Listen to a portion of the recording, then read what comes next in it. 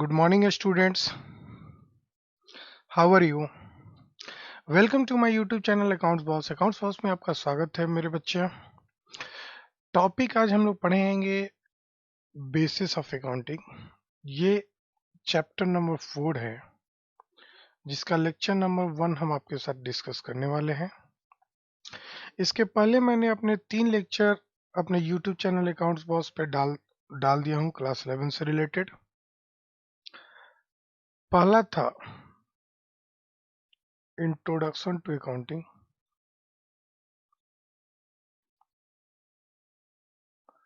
Introduction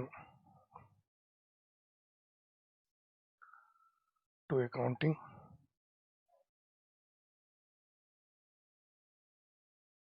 ठीक है। दूसरा था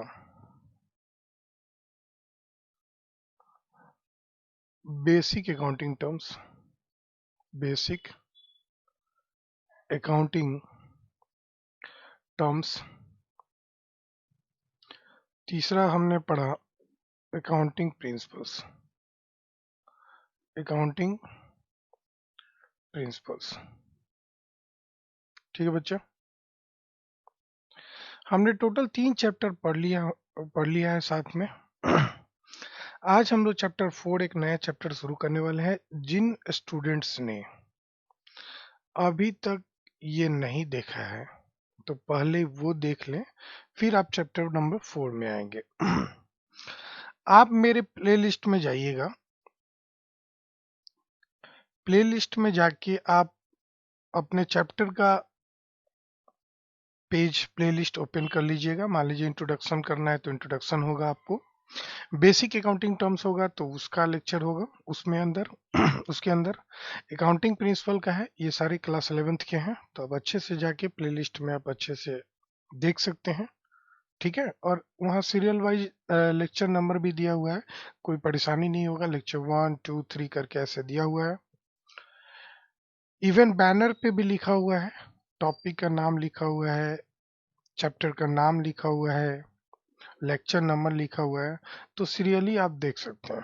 तो जब भी देखिएगा तो लेक्चर सीरियली देखिएगा, लेक्चर 1 2 3 ऐसे करके, ठीक है।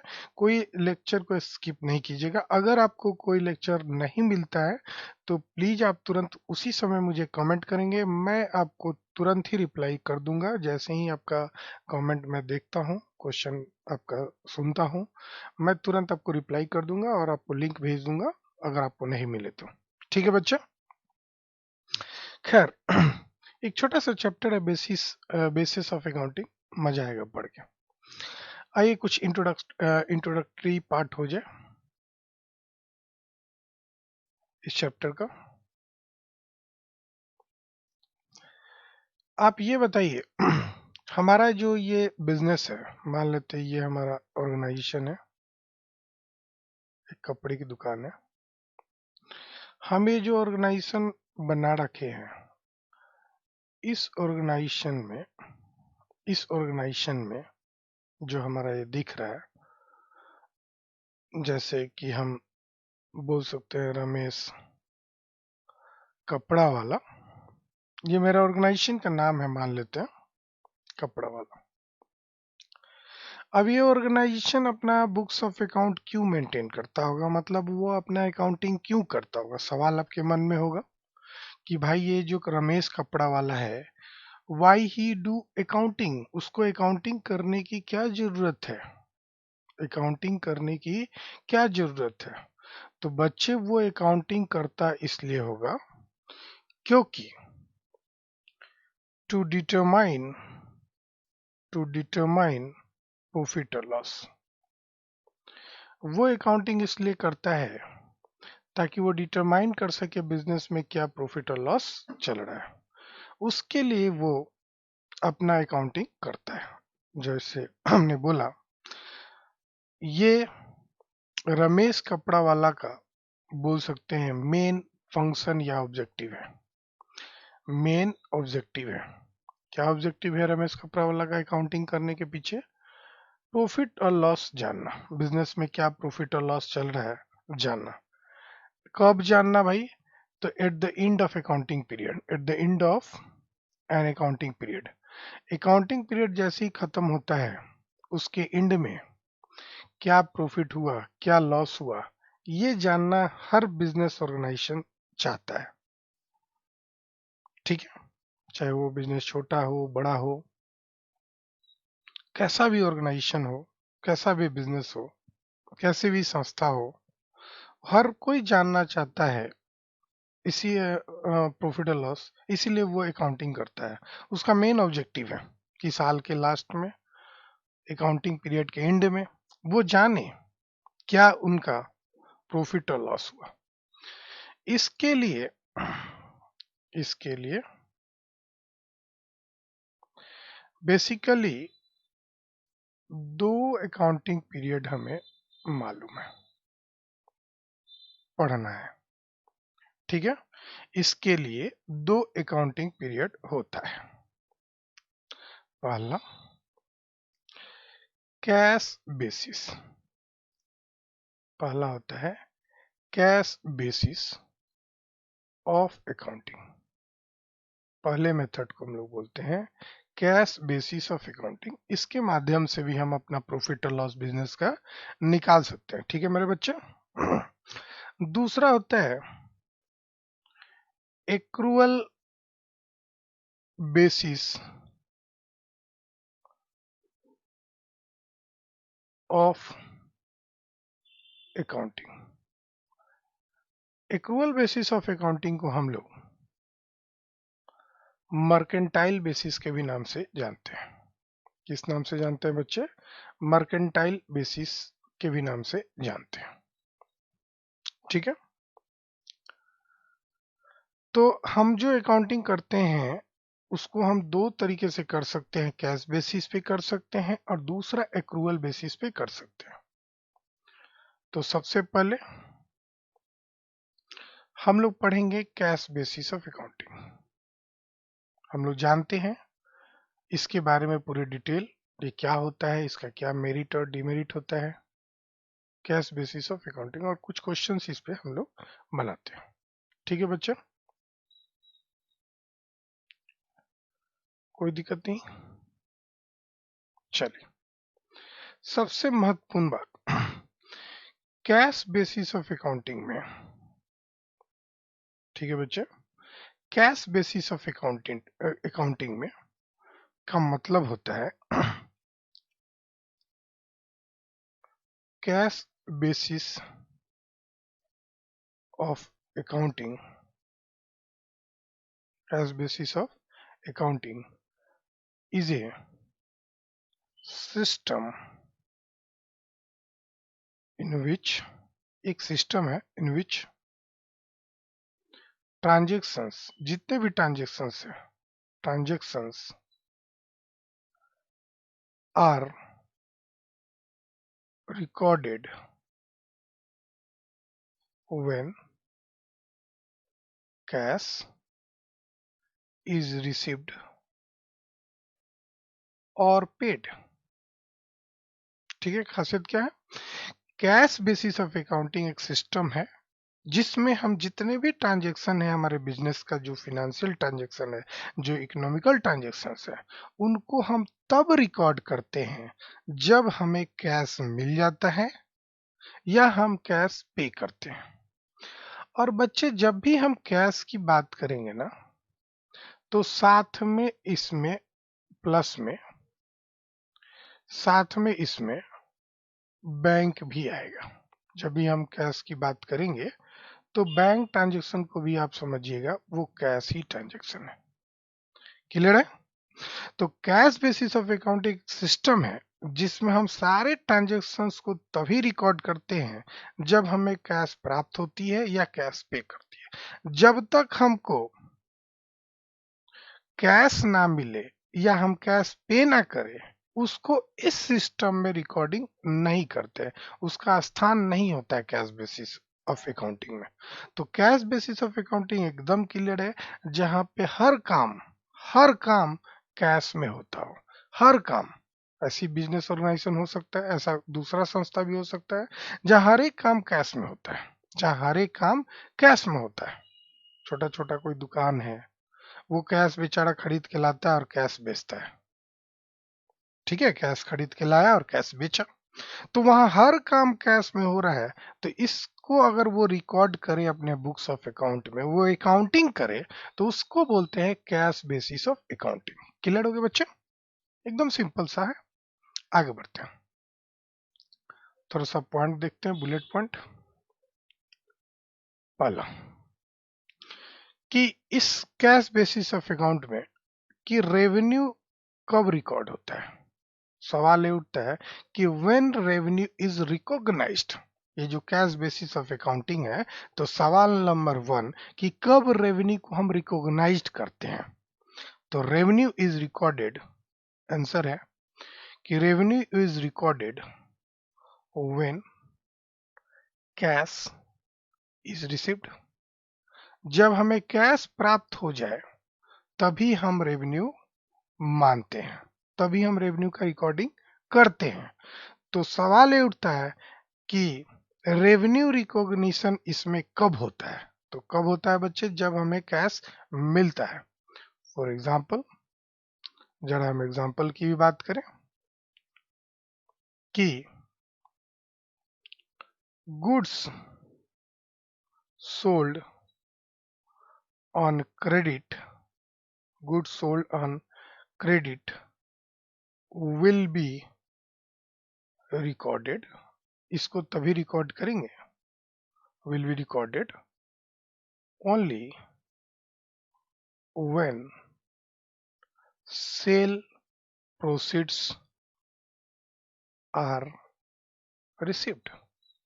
मतलब कि हम जब सेल किए हैं उधार में, तो जब हमें पैसा मिल जाएगा तभी हम रेवेन्यू मानेंगे, तो तभी हम इसके बुक्स ऑफ अकाउंट में रिकॉर्डिंग करेंगे।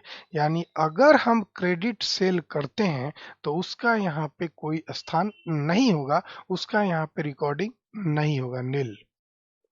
मतलब क्रेडिट सेल का रिकॉर्डिंग बिल्कुल ही नहीं होगा। क्रेडिट सेल का रिकॉर्डिंग तब होगा जब हम उसके बदले में कैश प्राप्त किए हैं। Clear point? नेक्स्ट बुलेट, ध्यान से देखना है। Similarly, similarly expenses, similarly expenses are recorded। कब एक्सपेंस रिकॉर्ड होगा? जब हम पे करेंगे। तो expenses are recorded when cash is paid, when cash is paid for them। मतलब हम एक्सपेंस को तब रिकॉर्ड करते हैं जब हम कैश पे कर देते हैं, और जब हम कैश नहीं पे करते हैं तो हम उसका रिकॉर्डिंग बुक्स ऑफ अकाउंट में नहीं करेंगे। इसमें भी एक एग्जांपल देखते हैं, समझते हैं। For example, if salary for the month of March, March, salary of month of March की जगह पे जनवरी ले लो। Salary of month of January is paid in March, ले लेते हैं, in March, then it will be recorded in March। सवाल उठता है कि एक्सपेंस का रिकॉर्डिंग तब करेंगे जब हम कैश पे करेंगे, जब हम कैश पे करेंगे, और जब हम कैश पे नहीं किए हैं तब तक उसका रिकॉर्डिंग नहीं करेंगे। फॉर एग्जाम्पल, अगर हम सैलरी मंथ का जनवरी का पे कर रहे हैं मार्च में, तब हम कब रिकॉर्ड करेंगे इस ट्रांजेक्शन को कि हम सैलरी दिए हैं? तो इसका रिकॉर्डिंग हम मार्च में करेंगे, हम जनवरी में बिल्कुल ही नहीं करेंगे। मार्च के पहले इसका रिकॉर्डिंग नहीं होगा। तीसरा बुलेट, जरा ध्यान से देखिएगा। इसका मतलब ये हुआ, इसका मतलब ये हुआ कि इस सिस्टम के अंदर, under cash basis of accounting, under cash basis of accounting, सिर्फ और सिर्फ कैश ट्रांजैक्शन का रिकॉर्डिंग होगा। Under cash basis of accounting only cash transactions are recorded. Cash transactions are recorded. जब तक कैश ट्रांजैक्शन ना हो हम उसका रिकॉर्डिंग नहीं करेंगे। इसका मतलब हुआ कि credit transactions are not recorded. इसका मतलब क्या हुआ? Credit transactions are ignored. हम उसको छोड़ देते हैं, हम इग्नोर मार देते हैं। अगर हमको क्रेडिट ट्रांजैक्शन मिलता है और कैश बेसिस ऑफ अकाउंटिंग करते हैं तो क्रेडिट ट्रांजैक्शन को हम क्या करेंगे? इग्नोर कर जाएंगे। कब तक इग्नोर करेंगे? लिमिट है till the cash is received या पेड। जब तक कि कैश रिसीव होने वाला है तो रिसीव नहीं हुआ है, अगर पेड होने वाला है तो पेड नहीं होना है, नहीं हुआ है। ठीक है, तो credit transactions are ignored till the cash is received और पेड। और जैसे ही एक बार क्रेडिट ट्रांजेक्शन का पैसा हमें मिल जाता है या हम क्रेडिट ट्रांजेक्शन का पैसा पे कर देते हैं तो वैसी स्थिति में उसका हम रिकॉर्डिंग कर देंगे। लेकिन जब तक हमने पे नहीं किया तब तक इसकी रिकॉर्डिंग नहीं होगा, उसको इग्नोर कर देते हैं। इसकी रिकॉर्डिंग होगा, इसकी रिकॉर्डिंग नहीं होगा। क्लियर हो गया?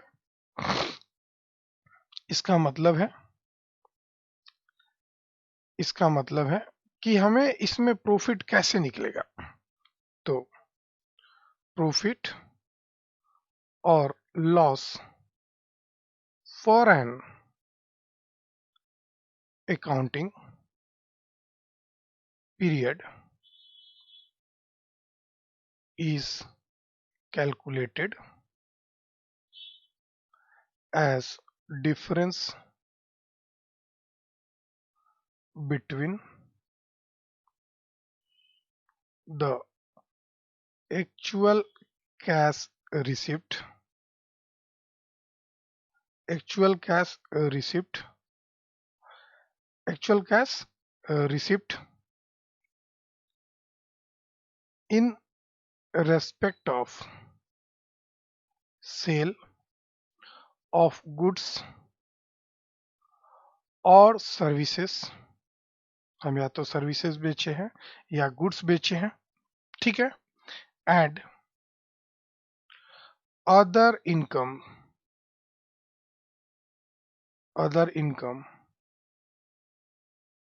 Over actual payment in respect of total expense। जरा ध्यान देना, प्रॉफिट और loss for an accounting period is calculated as difference between the actual cash receipt in respect of sale of goods or services and other income over actual payment in respect of total expense। यानी कि अगर हमको cash basis of accounting में profit निकालना है तो हमें सबसे पहले नंबर वन एक्चुअल कैश कितना रिसीव हुआ है, उसको किससे कैश रिसीव होता है? या तो हम गुड्स सेल करते हैं या हम सर्विसेज सेल करते हैं। अगर सर्विस इंडस्ट्री है तो हम सर्विस सेल करेंगे, जैसे रेस्टोरेंट है, हॉस्पिटल है तो सर्विस प्रोवाइड करेंगे, होटल है तो सर्विस प्रोवाइड करेंगे। ट्रेडिंग इंडस्ट्री है तो मान लो हमारा इसका माउस का बिजनेस है तो हम गुड्स सेल करेंगे। तो एक्चुअल कैश इस माउस को सेल के हमको जितना मिला और जो इनकम हमको और एक्चुअल रिसीव हुआ है उसको हम घटा देंगे जितना हम एक्चुअल पेमेंट किए हैं, और यही इन दोनों का डिफरेंस को हम प्रॉफिट और लॉस निकाल लेंगे। ठीक है बाबू, ठीक है, ये माइनस का साइन है। तो हमारा जो एक्चुअल कैश रिसीव हुआ है हम इसको ऐसे बोल सकते हैं, इसको हम ऐसे बोल सकते हैं कि एक्चुअल कैश हम पहले लिख लेंगे रिसीव्ड और उसमें से हम लेस कर देंगे actual cash paid, actual cash paid जो हमने पे किया है, और इन दोनों का जब हम डिफरेंस निकालेंगे तो यही हमारा या तो प्रॉफिट होगा या तो लॉस होगा। खर्चा ज्यादा होगा तो लॉस, रिसीव ज्यादा होगा तो प्रॉफिट। यही चार्ट है बच्चे, ठीक है ना? समझ गए? प्रॉफिट और लॉस कैसे निकालेंगे इस सिस्टम में, कैश बेसिस में। नेक्स्ट, इसमें 4 चीजों को ध्यान में नहीं देते हैं। कौन कौन चीजों को? अगर हमारे पास आउटस्टैंडिंग एक्सपेंस है, अगर हमारे पास, हम बता देते हैं आउटस्टैंडिंग एक्सपेंस क्या है, हम पहले ही बताएं, उसको ध्यान नहीं देंगे। या हम प्रीपेड एक्सपेंस है उस पे भी इग्नोर कर देंगे, इस पे भी ध्यान नहीं देंगे। या एक्रूड इनकम है उस पे भी ध्यान नहीं देंगे। या एडवांस इनकम है उस पे भी ध्यान नहीं देंगे। इन चारों चीजों पे हमको ध्यान नहीं देना होता है। Outstanding expense, prepaid expense, accrued income या इनकम रिसीव्ड इन एडवांस या advance income are not considered under cash basis of accounting।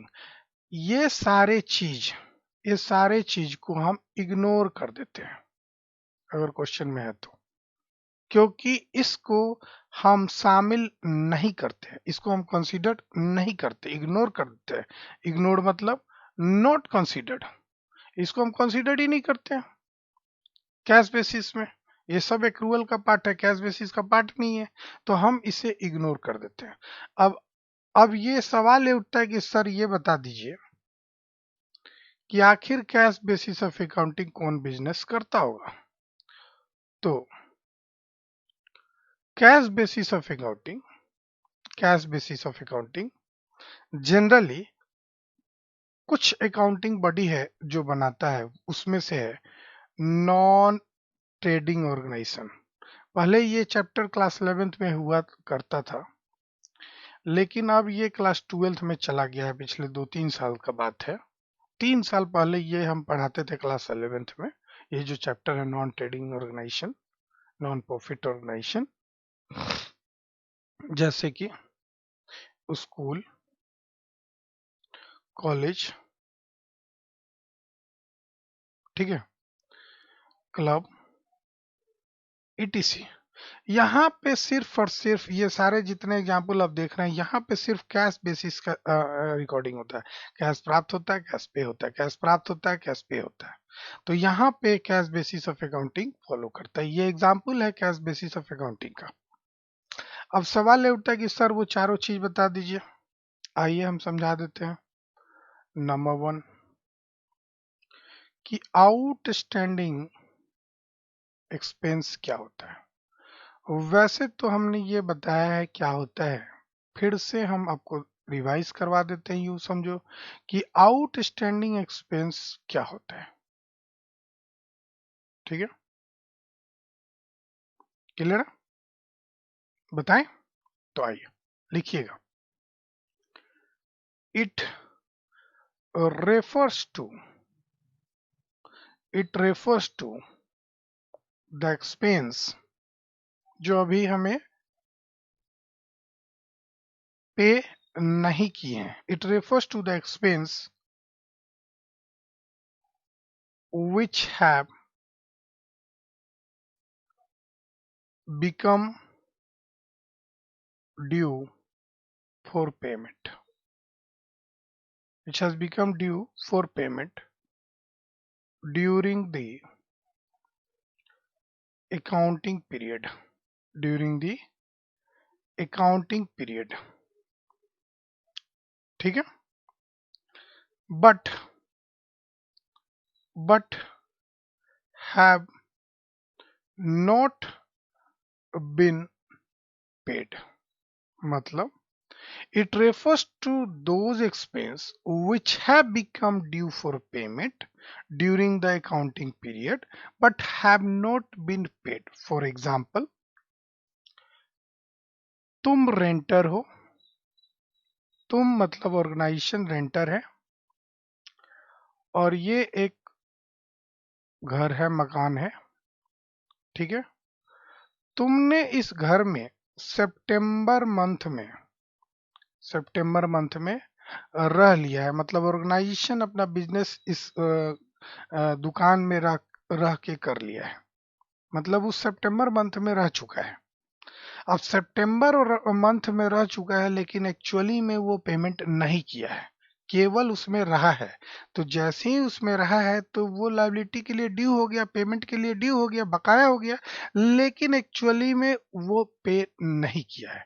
मतलब वैसा खर्च जो ड्यू हो गया है पेमेंट करने के लिए, मतलब सितंबर बीत गया है, तब तो हमको पेमेंट करना चाहिए सितंबर का, लेकिन हमने अभी तक पे नहीं किए हैं, तो उसको बोलते हैं आउटस्टैंडिंग रेंट। आउटस्टैंडिंग का शॉर्टकट है, शॉर्टकट चलता है आउटस्टैंडिंग का, आप लिख सकते हैं। तो जिसका शॉर्टकट चलेगा हम बोल देंगे।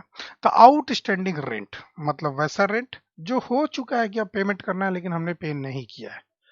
अब ये वाली जो आउटस्टैंडिंग रेंट होती है बाबू, ये करंट लायबिलिटी होती है, याद रखिएगा ये क्या होती है, करंट लायबिलिटी। आउटस्टैंडिंग रेंट क्या होता है बाबू, करंट लायबिलिटी, ठीक है। दूसरा, सर प्रीपेड एक्सपेंस बताइए, प्रीपेड एक्सपेंस क्या होता है, वैसा जो एडवांस में हमने खर्चा किया है। जैसे मोबाइल रिचार्ज करवाते हैं ना, तो मोबाइल का सर्विस हमें जो, सर मान लो हम रिलायंस जियो का हम सिम इस्तेमाल कर जियो का सिम इस्तेमाल करते हैं, और जियो का सिम इस्तेमाल करने के लिए हमने पेमेंट कर दिया, पैसा कर दिया है, मंथली कूपन के लिए हमने पेमेंट कर दिया है, लेकिन अभी तक सर्विस उसका उठाया नहीं है, तो वैसे को हम लोग बोलते हैं प्रीपेड एक्सपेंस, मतलब यूज करने से पहले हमने खर्चा दे दिया, तो इसको क्या बोलते हैं, it refers to the expenses refers to the expenses which have been paid in advance, जिसको हमने एडवांस में पे कर दिया है, हमको पे नहीं करना था। इसका मतलब क्या हुआ, डेट इज इसको बोलते हैं, that is they are they are yet to be they are yet they are not yet due, they are not yet due, मतलब ये ड्यू नहीं हुआ है बट पेड हो गया है। ये दोनों लाइन हम क्यों लिखे, और वाला डेट इज, ये कभी कभी लिखा है कि not yet due but paid, paid but not yet due. Prepaid expense को क्या बोलते हैं, paid but not yet due, अभी तक बकाया नहीं हुआ है। अब हम सितंबर, जैसे कि अगर हम बात करें जैसे कि अक्टूबर का भी पैसा, ये मकान, ये दुकान है मेरा भाड़ा पे, हम रेंटर हैं उसके, हमने अक्टूबर का भी पैसा सितंबर में ही दे दिया, अक्टूबर का भी पैसा सितंबर में ही दे दिया। तो ये बताओ हमने एडवांस पेमेंट किया कि नहीं, तो हम इसको बोलेंगे एडवांस रेंट। इसको हम क्या बोलेंगे, एडवांस रेंट, कि हमने हमने अक्टूबर का पेमेंट सितंबर में ही कर दिया, एडवांस रेंट, लेकिन वो ड्यू कहाँ है, हम अभी तो हम अक्टूबर में रहे ही नहीं है।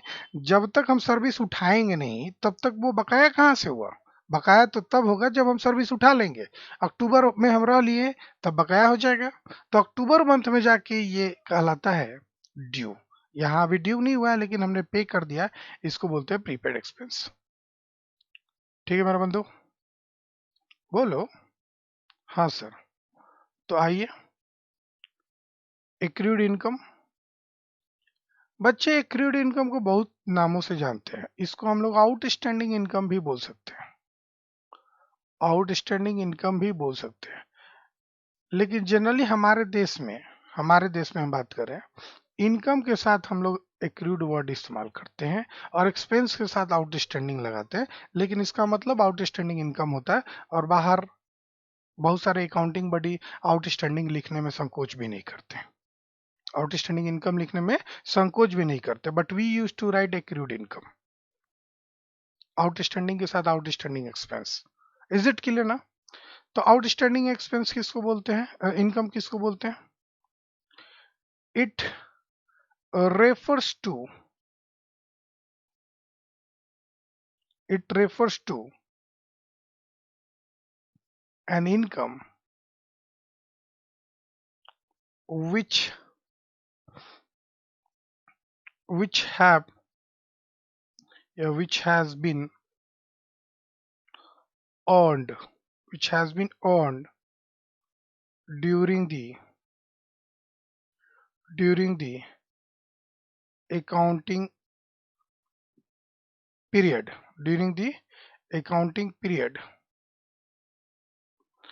but has not yet received. इसका मतलब हुआ ये वैसा इनकम है जो अर्निंग तो हो चुकी है लेकिन हमने अभी प्राप्त नहीं किए हैं। जैसे कि इस बार हम लोग लैंडलॉर्ड है, मकान मालिक है, और हमने अपना घर यानी बिजनेस का जो दुकान है उसका कुछ हिस्सा रेंट पे लगा रखा है। हमारा मान लो हमारा बिजनेस पर्पस के लिए हम एक बड़ा सा घर खरीदे थे, उसका कुछ पार्ट हम खुद के दुकान में चलाते हैं और कुछ पार्ट हम भाड़े पे लगा देते हैं, और उस भाड़े से बिजनेस के लिए ही हम अर्निंग करते हैं क्योंकि बिजनेस का ही पैसा लगाए हैं। तो हम सितंबर में आपके घर में दूसरा दुकानदार रह चुका है। आपके घर में जो आपका बिजनेस का जो बड़ा सा दुकान था उस दुकान में दूसरा दुकानदार रह चुका है, मतलब आपका रेंटर रह चुका है लेकिन आपको पेमेंट नहीं किया है। मतलब सितंबर में रह चुका है और जैसे ही सितंबर में रह लिया तो वो ड्यू हो गया, आपको मिल जाना चाहिए, लेकिन अभी तक प्राप्त नहीं हुआ। अर्निंग हो चुकी है लेकिन अभी तक रिसीविंग नहीं हुई है। तो सितंबर में रह लिया तो इनकम तो आप जनरेट कर चुके हैं सितंबर का, बस प्राप्त नहीं हुआ। इनकम का जनरेशन हो चुका है सितंबर में, बशर्ते कि कैश में प्राप्त नहीं हुआ, इसीलिए इसका रिकॉर्डिंग नहीं होता है। अब ऊपर थोड़ा सा हम एक चीज बताना भूल गए, ये जो प्रीपेड एक्सपेंस है वो क्या होता है। जाहिर सी बात है ये प्रीपेड एक्सपेंस करंट एसेट होता है। क्यों करंट एसेट होता है? क्योंकि आप बेनिफिट उठाने वाले हैं। और एक्रूड इनकम क्या होता है भाई? करंट लायबिलिटी होता है। ये क्या होता है? Current liability. ये क्या होता है? Current liability. अब क्यों करंट लायबिलिटी होता है? क्योंकि हमें हम करंट एसेट होता है, सॉरी यहाँ पे अब करंट लायबिलिटी लिख दिए, ये भी करंट एसेट होता है क्योंकि हमें पैसा प्राप्त होने वाला है। हमें पैसा प्राप्त होने वाला है, ठीक है। तीसरा, चौथा, एडवांस इनकम। एडवांस इनकम ये क्या होता है? It refers to income, it refers to an income which has been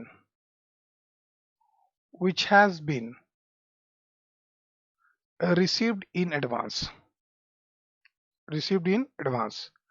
ठीक है।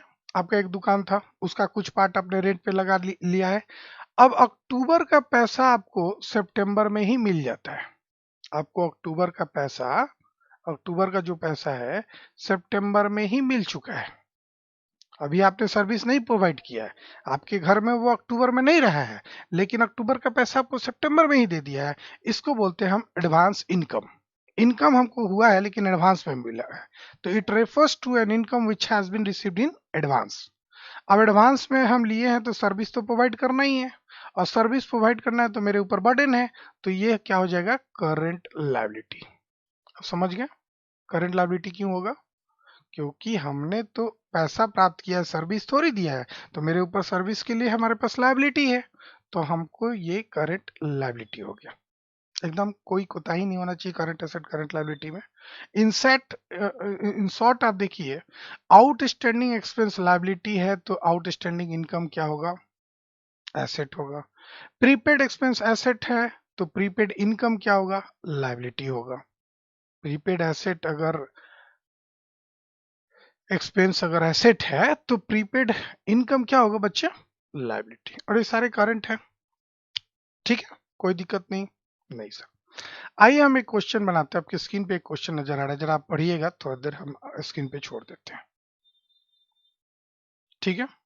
पढ़िए सभी लोग, जरा पढ़िए, नोट कीजिए। Ashok had cash cell of 3,90,000, उसने कैश सेल किया 3,90,000 एंड क्रेडिट सेल किया 1,60,000। उसके खर्चे हैं ये साल का, ये अकाउंटिंग पीरियड है उसका, ये अकाउंटिंग पीरियड है 2020-21। 2,70,000 उसने खर्चे किए, जिसमें से out of which 80,000 is still to be paid, अभी तक हमने पे नहीं किया है, वो आउटस्टैंडिंग है, आउटस्टैंडिंग एक्सपेंस इसको बोल सकते हैं। Find out Ashok income for 2020-21 following the cash basis of accounting. हमको तो इनकम जनरेट करना है, इनकम निकालना है, लेकिन कौन सा मेथड से निकालना है मेरे भाई? कैश बेसिस ऑफ अकाउंटिंग से निकालना है। और जब कभी आपको इनकम कैश बेसिस पे निकालना है तो हम उसी ट्रांजैक्शन को ध्यान में रखेंगे जो कैश से रिलेटेड है। जो ट्रांजैक्शन में कैश का इन्वॉल्वमेंट नहीं हुआ है, ना कैश आया है ना कैश गया है, उनकी हम रिकॉर्डिंग बिल्कुल ही नहीं करेंगे, उसकी रिकॉर्डिंग बिल्कुल भी नहीं करेंगे। तो क्या करेंगे रिकॉर्ड? तो जरा हम टिक लगाए, ग्रीन से हम बता रहे हैं। सबसे पहले मेरे भाई ये कैश सेल है 3,90,000, इनकी रिकॉर्डिंग होगी, बिल्कुल होगी, ठीक है, इनकी रिकॉर्डिंग बिल्कुल होगी, ठीक है, क्लियर है। उसके बाद क्या क्रेडिट सेल ऑफ 1,60,000 का एंट्री होगी? बिल्कुल नहीं होगी क्रेडिट सेल की एंट्री। क्यों भाई? क्रेडिट सेल की एंट्री हम क्यों करेंगे? हम तो कैश बेसिस ऑफ अकाउंटिंग से हमको इनकम निकालना है, तो ये 1,60,000 पे हम ध्यान ही नहीं देंगे, उसको इग्नोर कर देंगे। दूसरी, 2,70,000 हमारे खर्चे हुए, जिसमें से 80,000 रुपया जो है, 2,70,000 जो देख रहे हैं उसमें से जो 80,000 रुपया देख रहे हैं is still to be paid, is still to be paid. और जब भी स्टिल टू बी पेड होता है, इसी को बोलते हैं हम आउटस्टैंडिंग एक्सपेंस, आउटस्टैंडिंग एक्सपेंस। हमने अभी पे नहीं किया है ना, हमको पे करना है भविष्य में, तो ये हमारे लिए एक लायबिलिटी है। और ये कौन सी लायबिलिटी है मेरे भाई? तो ये सर करंट लायबिलिटी है। क्यों करंट लायबिलिटी है? क्योंकि इसका पेमेंट तुरंत करना है। तो आइए हम लोग आंसर निकालते हैं। Calculation of profit on cash basis of accounting, हमको कैश बेसिस ऑफ अकाउंटिंग पे प्रॉफिट निकालना है। तो सबसे पहले इसी क्वेश्चन में हमने देखा था कि कैश सेल दी हुई थी, और कैश सेल कितनी दी हुई थी? 3,90,000। तो यहाँ पे लिख देंगे 3,90,000 कैश सेल। अब हमने बताया था इसमें से कैश एक्सपेंस घटाना है, less expenses paid in cash, expenses paid in cash. हम वही एक्सपेंसेस को लिखेंगे जिसको हमने कैश में पे किया है। तो यहाँ देखो दिया हुआ his expenses for the year where 2,70,000 out of which, जिसमें से 80,000 बकाया है, out of which 80,000 is still to be paid, बकाया है। तो जाहिर सी बात है हमारा जो था 2,70,000 टोटल खर्चा था, इस 2,70,000 में 80,000 रुपया अभी तक हमने पे नहीं किया। इसका मतलब हमने पे कितना किया? तो 2,70,000 में से 80,000 घटा दो। इसका मतलब है मेरे भाई कि हमने पे किया है 1,90,000। हमने मेरे भाई कितना पे किया? 1,90,000। यानी हमारा जो इनकम हो गया वो कितना हो गया? जाहिर सी बात है 2 लाख हो गया। 3,90,000 माइनस 1,90,000, ठीक है। अब हमने इग्नोर क्या किया यहाँ पे? किसको इग्नोर किया? तो सबसे पहले तो याद रखो क्रेडिट ट्रांजैक्शन को हमें इग्नोर कर देना है, उस पे ध्यान नहीं देना है कैश बेसिस वाले क्वेश्चन में। दूसरा, हमारा अगर आउटस्टैंडिंग हो, एडवांस हो इनकम, एडवांस इनकम हो, प्रीपेड एक्सपेंस हो, प्रीपेड एक्सपेंस हो, या एक्रूड इनकम हो या एक्रूड इनकम हो, इन चारों चीजों को भी हमें ध्यान नहीं देना है, मतलब हमें इग्नोर कर देना है जब हम कैश बेसिस ऑफ अकाउंटिंग से प्रॉफिट निकाल रहे हैं। अब सर कुछ इसका मेरिट भी होगा, कुछ डिमेरिट भी होगा, है ना? तो आइए मेरे भाई इसके कुछ मेरिट और डिमेरिट लिखते हैं। सबसे पहले हम चर्चा करते हैं इसके एडवांटेजेस का। आखिर इसका एडवांटेजेस क्या है? सबसे पहला एडवांटेजेस भाई ये बड़ा सिंपल है। इसको सिंपल इसलिए मानेंगे क्योंकि इसमें कोई एडजस्टमेंट नहीं होता है, कोई एडजस्टमेंट नहीं होता है। अब एडजस्टमेंट क्या होता है भाई? अभी अभी चार देखे ना, एडवांस, एक्रूड, प्रीपेड, आउटस्टैंडिंग, ये सारा एडजस्टमेंट है। तो ये बड़ा सिंपल है, इसमें वो सारे चीज नहीं होते हैं। दूसरा, ये थोड़ा ऑब्जेक्टिव है। किस पॉइंट ऑफ व्यू से भाई ऑब्जेक्टिव है? क्योंकि इसमें पर्सनल जजमेंट पे ध्यान नहीं दिया जाता है। पर्सनल जजमेंट तो तब करते, पर्सनल जजमेंट या हम बोल सकते हैं एस्टिमेशन, जो अंदाज लगाने वाली चीज है, एस्टिमेशन वगैरह नहीं होती है, सारे कैश ही में होती है। तो अंदाज किस बात की? हम 10 रुपया पे कर दिया तो ये तो फिक्स है 10 रुपया है। अब अंदाज थोड़े है कि 20 रुपया डूब सकता है, 25 रुपया की बात है, उधार की बात ही नहीं है। तो पर्सनल जजमेंट यहाँ होती नहीं है, तो बड़ा ऑब्जेक्टिव है, ये सब्जेक्टिव नहीं है। तीसरी बात है, ये उस ऑर्गेनाइजेशन के लिए है जो कैश ट्रांजेक्शन्स करती है।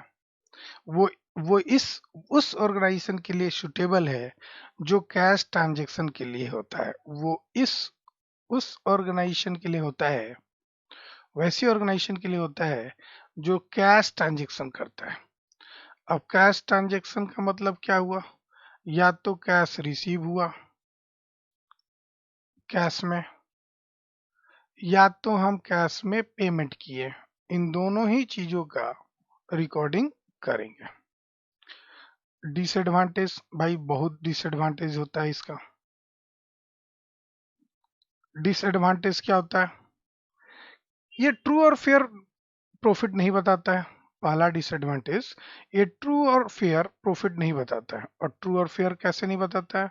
अब एक साल में हो सकता है कुछ क्रेडिट ट्रांजेक्शन भी हुआ है, इसको ये ध्यान नहीं देता है। अब क्रेडिट ट्रांजेक्शन नहीं दिया रहेगा तो उस साल का एग्जैक्ट प्रॉफिट नहीं होगा, फिनेंशियल पोजीशन नहीं मिलेगा। हाँ, और दूसरी बात है कि ये outstanding expense, accrued income, prepaid expense, advance income को इग्नोर कर देता है। तो ये डिसएडवांटेजेस है। और दूसरी सबसे इंपॉर्टेंट है कि मैचिंग प्रिंसिपल को ये बिल्कुल ही फॉलो नहीं करता। मैचिंग प्रिंसिपल का तो यहाँ सवाल ही नहीं उठता है। अब इस साल बेचे हैं, पैसा अगला साल मिल रहा है हमको, तो अगले साल उसका रिकॉर्डिंग करेंगे, इस साल नहीं करेंगे। तो मैचिंग प्रिंसिपल को तो फॉलो नहीं किया। मैचिंग प्रिंसिपल का क्या खासियत था? मैचिंग प्रिंसिपल का बच्चे खासियत था कि हमारे एक्सपेंस को उसी साल के रेवेन्यू से एडजस्ट करना है जिस साल का वो एक्सपेंस है। अगर हमारा एक्सपेंस 2020 का है तो हम 2020 के ही रेवेन्यू से घटाएंगे। अगर हमारा एक्सपेंस 2019 के है तो 2019 के ही रेवेन्यू से घटाएंगे। ये मैचिंग प्रिंसिपल कहता है। लेकिन ये तो इग्नोर कर देता है मैचिंग प्रिंसिपल का। अब हम पैसा सेल किए, मान लो ये माउस हम आपको बेच दिए, अब पैसा आप अगले साल दे रहे हो तो हम रिकॉर्डिंग तो अगला साल करेंगे, कैश बेसिस पे है। जब हमको पैसा मिलेगा तब रिकॉर्डिंग करेंगे। तीसरी सबसे बड़ी डिमेरिट क्या है कि कैपिटल और रेवेन्यू में अंतर ही नहीं कर पाते। कैपिटल और रेवेन्यू में हम कोई अंतर ही नहीं कर पाते। ठीक है ना? क्यों कैपिटल और रेवेन्यू का डिफरेंस नहीं कर पाते हैं? अब हमने एसेट परचेस किया, कैश में किया, तो हम उसको लिख देते हैं खर्चे में। ठीक है, तो हम रेवेन्यू और कैपिटल का फर्क नहीं समझते हैं। तो हर साल जो मेरा प्रॉफिट है वो बहुत अजीब आता है। प्रॉफिट कभी डिफरेंट हो गया इस साल, कभी दूसरे साल और डिफरेंट हो गया। अलग अलग साल का अलग अलग प्रॉफिट, बहुत डिफरेंस आ जाता है। ठीक है, तो आज के लिए बच्चे कैश बेसिस ऑफ अकाउंटिंग ही होगा, और इसको आप एकदम अच्छे से धीरे धीरे समझिएगा, इसके नोट्स को लिखिएगा कि हम क्या कहना चाह रहे हैं। आप बैक जाके भी इस लेक्चर को सुन सकते हैं। ठीक है, बड़ा सिंपल सी बात बोले हैं। फिर इसके हमने क्वेश्चन भी कराया है, उसको ध्यान रखना है। Thank you. फिर मिलते हैं हम लोग एक्रूअल बेसिस ऑफ सिस्टम में। थैंक यू बच्चा, बाय बाय।